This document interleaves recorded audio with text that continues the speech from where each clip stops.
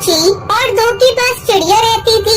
एक दिन टुनटुनी कहीं जा रही थी कि तभी रास्ते के किनारे उसे बड़े गड्ढे में बुढ़िया गिरी हुई दिखाई देती है।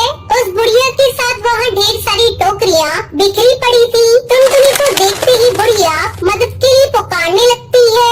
मेरी मदद करो बेटी, मुझे यहाँ से बाहर निकालो। टुनटुनी फौरन उस बुढ़िया के पास पहुँच जाती है और एक बड़ी सी रस्सी गड्ढे में फेंक कर उस बुढ़िया को बाहर निकाल लेती है और साथ ही एक एक करके उसकी सभी टोकरियों को भी बाहर निकाल लेती है। मेरी मदद करने के लिए तुम्हारा बहुत बहुत शुक्रिया बेटी। लेकिन आप कौन हो और आप इतनी सारी टोकरी लेकर कहाँ जा रही हो?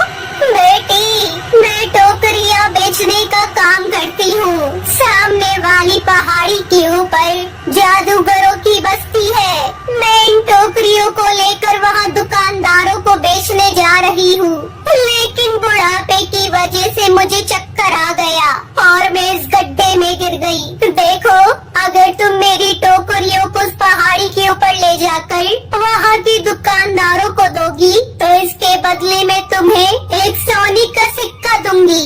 सोने के सिक्के की बात सुनते ही टुनटुनी के मन में लालच आ जाता है और वो फौरन बुढ़िया की मदद करने के लिए तैयार हो जाती है।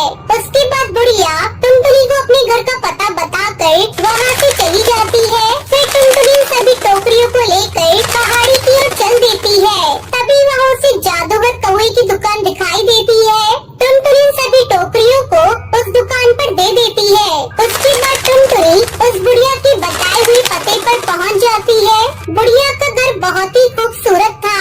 ठहरो बेटी, मैं अभी तुम्हें सोने का सिक्का देती हूँ। इतना कहकर बुढ़िया टुनटुनी को सोने का सिक्का दे देती है। फिर अगले दिन से टुनटुनी रोज उस बुढ़िया की बनाई हुई टोकरी को पहाड़ी पे ले जाकर जादूगर की दुकान पर देना शुरू कर देती है।